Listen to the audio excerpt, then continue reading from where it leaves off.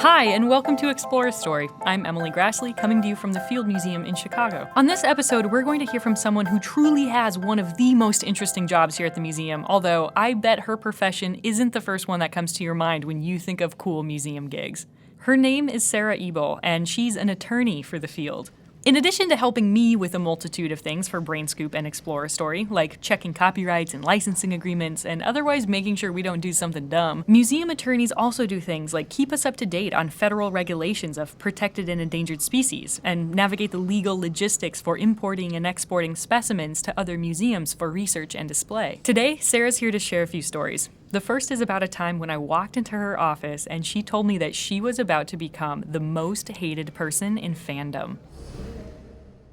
So when you mention kind of being able to understand some of the legal issues that apply to collections, reminds me of a time I kind of wandered into your office and you mentioned something about having to give a presentation to fans of fans.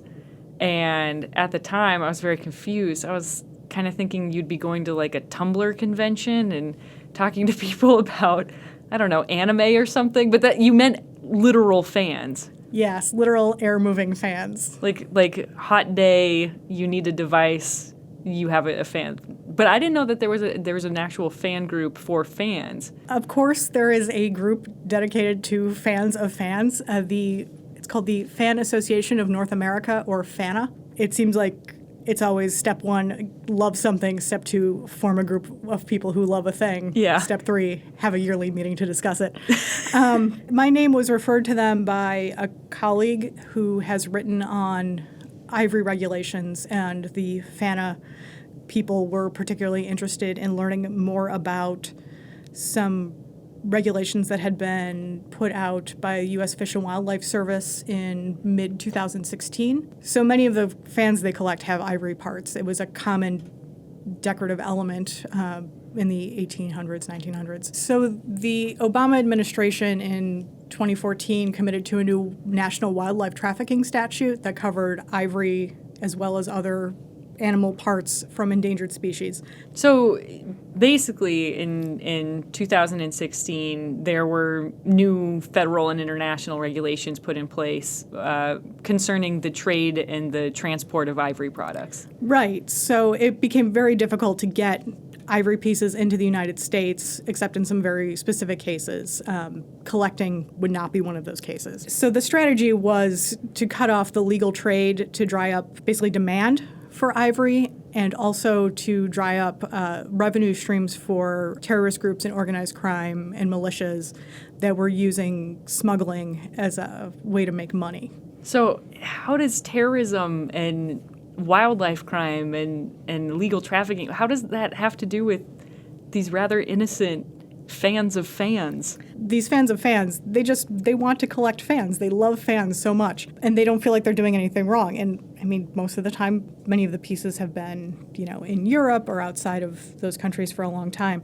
The way these regulations come in makes me think about the collections or objects or artifacts like that we interact with kind of on a day-to-day basis. And maybe not most people, but especially collectors who have been, I imagine the fan group is not a new society. They've likely been around for as long as people have been appreciating the craftsmanship of fans. So this seems to be a pretty big disruption in the ability to not only trade or sell or buy decorative fans, but also to study and research and conserve them. They definitely have good intentions. It's not an unsympathetic position. Collectors of fans of any kind of art objects, they really love them, and by loving them, they preserve them, one, for people in the future to study. They also, many of them, contribute to serious scholarly study on these things and help us learn more about human history and human culture,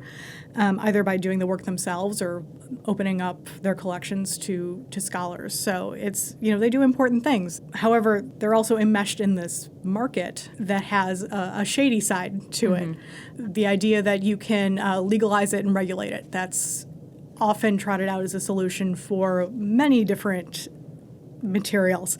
And in some cases, it might be a good idea. I'm not convinced it's a good idea in every case. And I think in the case of ivory, we just don't have enough study.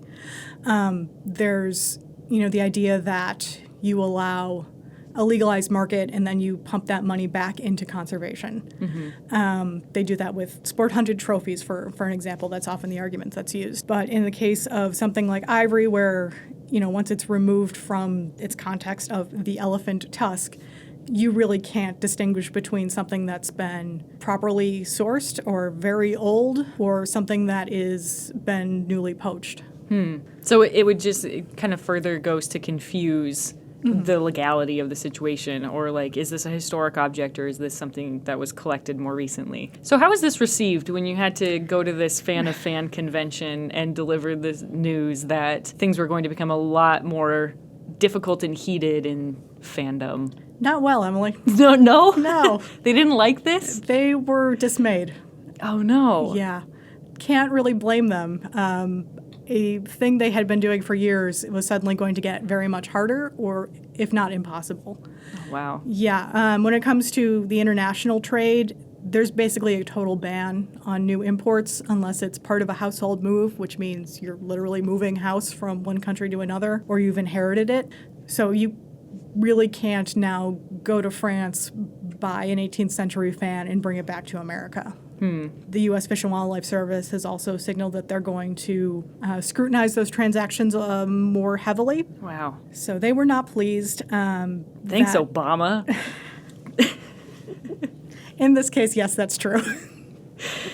Oh, no. Yeah, so they felt like they were being punished for a harm they did not commit. When it comes to regulatory crimes like this, it's hard to, again, see that this is part of a larger strategy to combat a very difficult problem with poaching and trafficking that, supports groups like Boko Haram, which, clearly these people don't want to do. No one wants to do that. But it's not always evident in the moment that is what you are doing. I mean, that one Chinese fan might look pretty innocent, but it's played a small role in a much bigger problem that has perpetuated the whole demand for these materials. Yeah. And that particular fan might be completely innocent. That entire transaction might be completely innocent, but, laws by nature are both over and under inclusive, so you have to do what you can. It's kind of like the drinking age, right? There's some 18-year-olds who could probably be trusted with alcohol, but when you raise the drinking level from 18 to 21, there's a tremendous decrease in vehicular accidents. And as a society, we've decided that's a good thing. That's better than having more freedom for 18-year-olds, right? Yeah. So that's a very simple illustration of that kind of thinking and action. And it's the same thing with the ivory.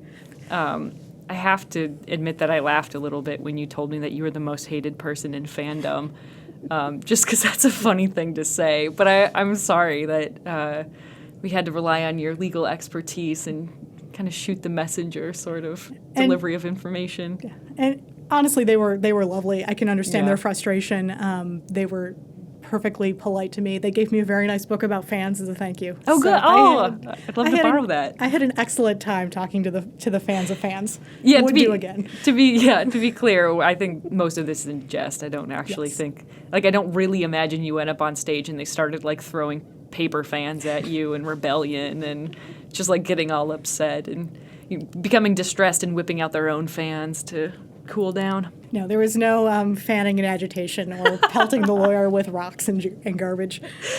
On a lighter note, talking about wildlife regulations isn't the only thing that you get to do as a staff attorney at the Field Museum. For instance, I did have a pretty fun question for you at one time for a video about the BrainScoop regarding whether or not we could use the Hamburger Helper logo in an episode. You delivered a very legal response, which was too long didn't read, was yes, you can.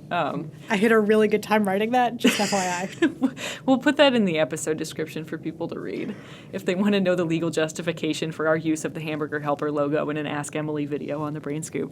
But it's totally fair use, guys.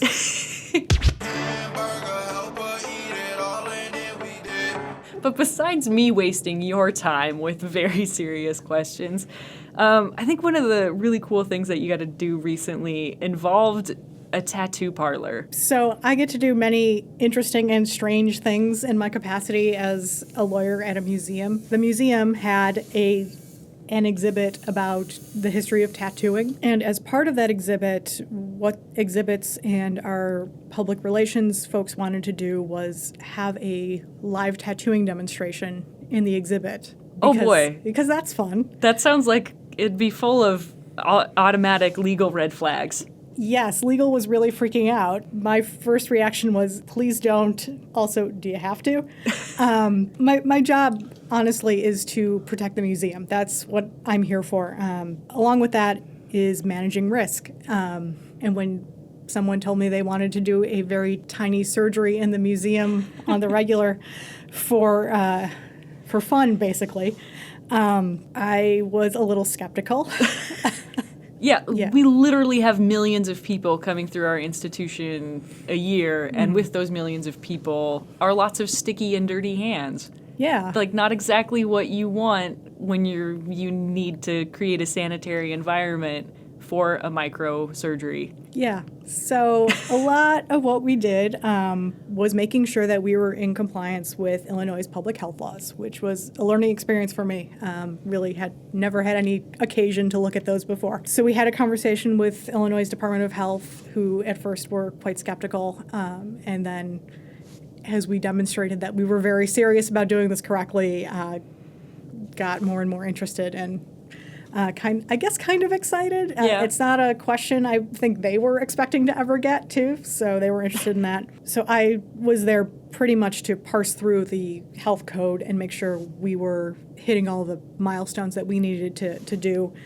So things like sanitary surfaces, we're building this in an exhibit, so it has to, contrary to how our normal museum exhibits are built, everything had to be sanitary, had to be able to be wiped down and disinfected. You know, we had discussions about sharps containers, like where are you going to put the needles when you're done.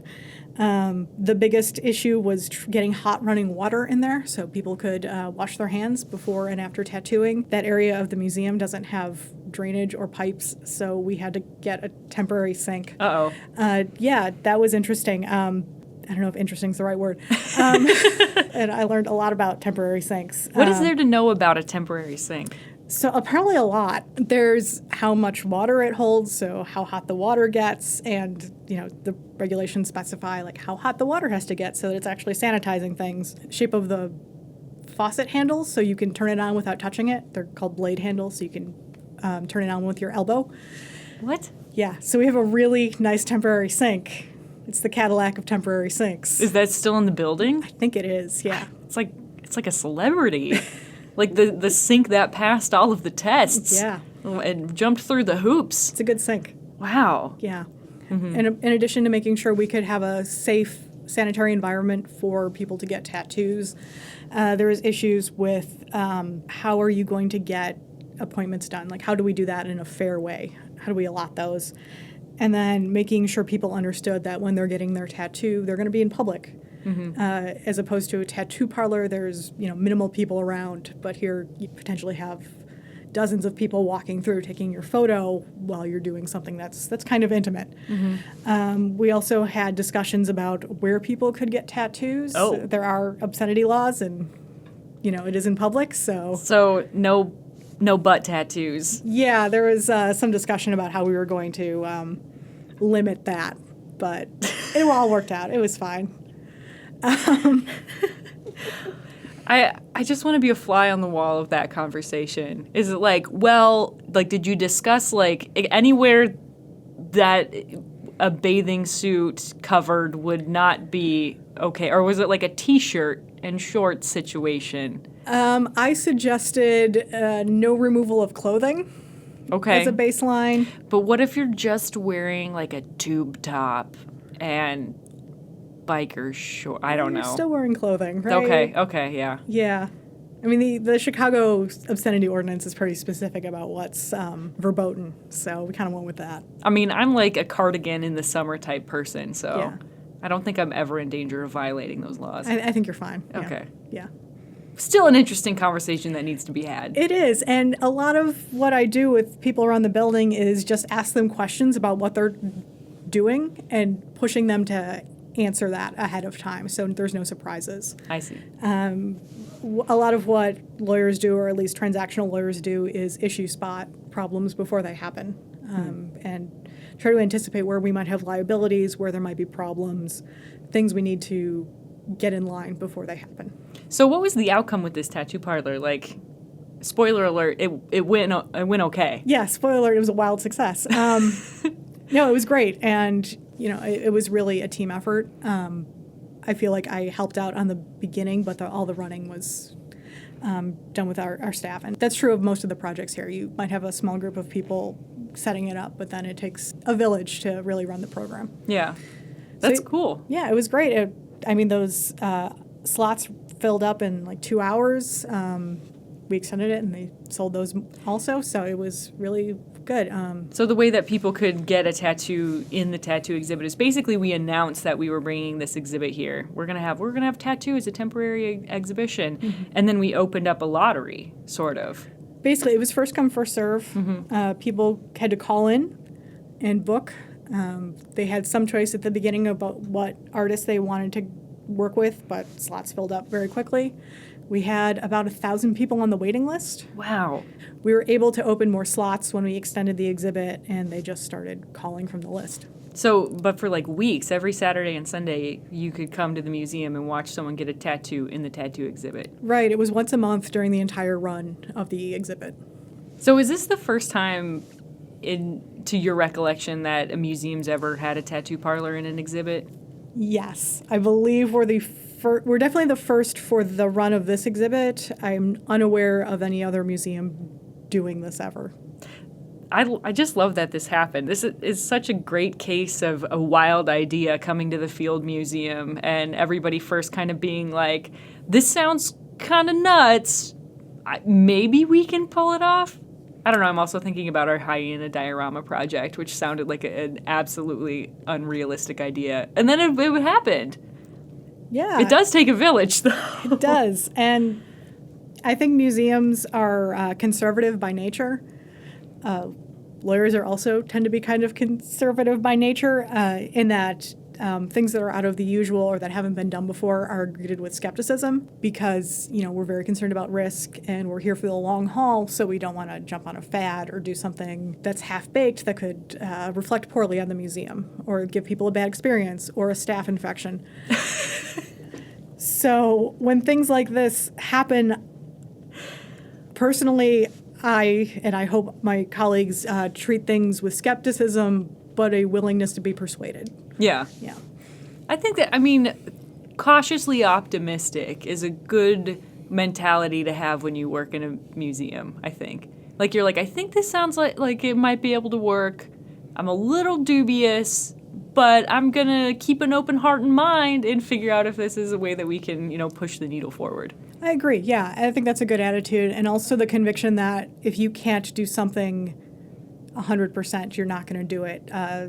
Doing a tattoo parlor in a slapdash manner would have been dangerous and ill-advised and just... Not a good idea. Not a good idea. No bueno, right? Yeah. And as much as the publicity from having a tattoo parlor was very positive, it really made a splash. It was great, but that's not worth it if someone gets hurt in the process or the museum's reputation gets hurt in the process. Well, and ultimately, I think it's important to emphasize too. I don't think the goal of having a tattoo parlor was just to generate PR. I think it was legitimately coming from a place that was like, how do we create the most educational experience possible about a tattoo? And part of that, kind of in addition to like having the images and the displays and the artifacts, is like actually demonstrating the act itself live. That's what we as museum people always claim to have that you can't get anywhere else, is the real thing, the real experience. So it seems a logical step to me that if you're curating an exhibition about tattoos, you'd want to include that live aspect to it. Well, I'm glad that you're here and you can help us figure out how to do cool things. Me too. I am never bored working here, so I'm here for the long haul. I'm very happy about it. Good.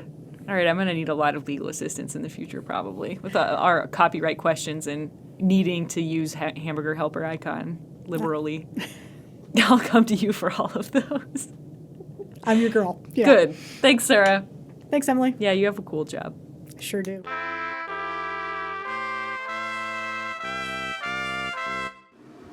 Hi, my name is Amy and I go to The Ohio State University. I recorded this while birdwatching and identifying color bands at the OSU wetlands on January 25th. Right in this clip, you're hearing a Carolina wren.